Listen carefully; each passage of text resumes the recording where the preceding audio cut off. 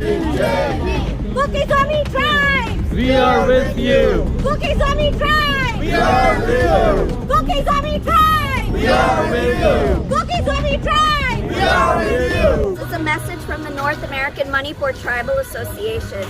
The U.S. House of Representatives must take up the issue of the crisis in Manipur, India, and pass a resolution condemning the state-sponsored atrocities that has afflicted the minority ethno-religious Zombie.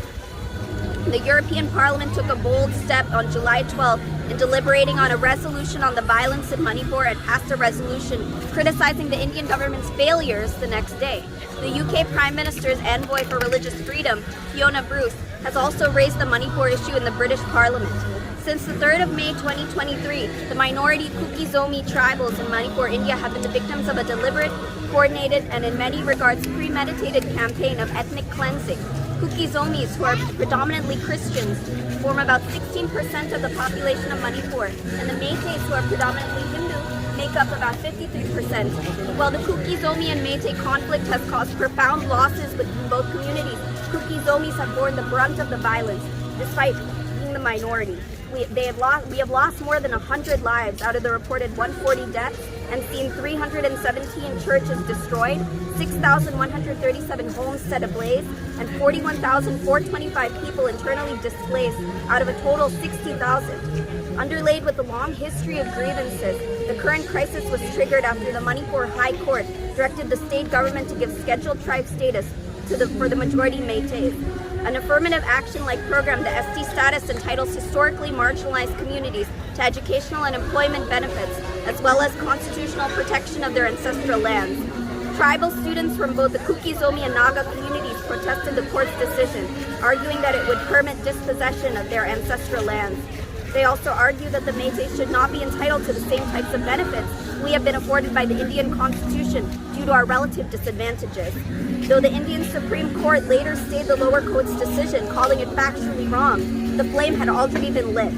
Violence following the protest escalated until we arrived where we are now. A whole state in flames, friends and neighbors pitted against one another in ethnic conflict with no end in sight. The violence we are witnessing today is a product of disparities in power and wealth that have affected Manipur throughout its history. For decades, Métis have held a permanent majority of political positions in Manipur, received the greater budgetary allocations than Zombies, and have controlled the most fertile and productive land in the state. Regardless of which side initiated the violent turn of events, the failure of the state machinery to contain the conflict in its early stages is ultimately responsible for the ongoing crisis. When the Troubles began, there were zero efforts by local authorities to douse the flames of violence. Instead, state security forces actively abetted the violent Métis groups.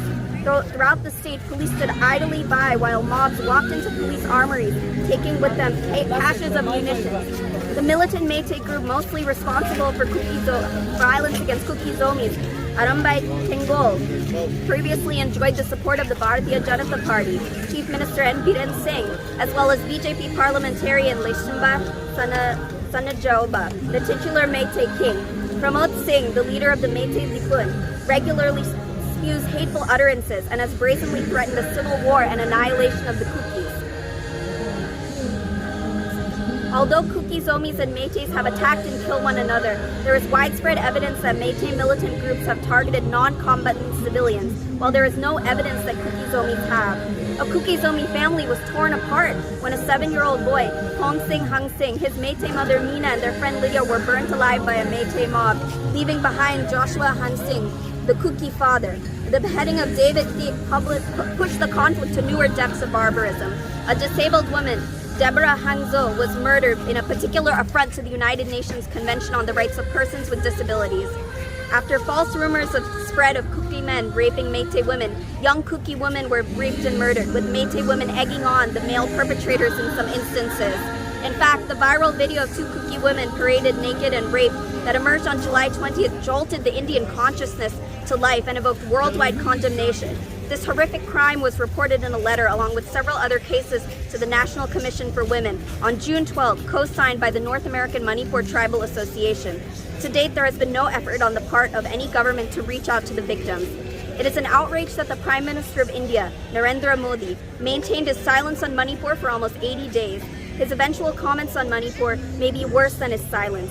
His government has perfected the art of tacit approval as far as crushing of minority rights are concerned. It is in sharp contrast to the unthinkable response such a crisis would elicit in the United States, where he was recently given a warm welcome. U.S. Ambassador to India Eric Garcetti has shown more public concern for the suffering in Manipur, saying you don't have to be Indian to care when you see children and individuals die in the sort of violence we see.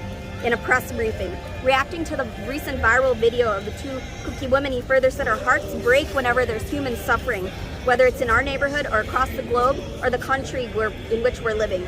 Today's violence can be seen as a product of deep ethnic and religious polarization that has swept India under Modi's rule.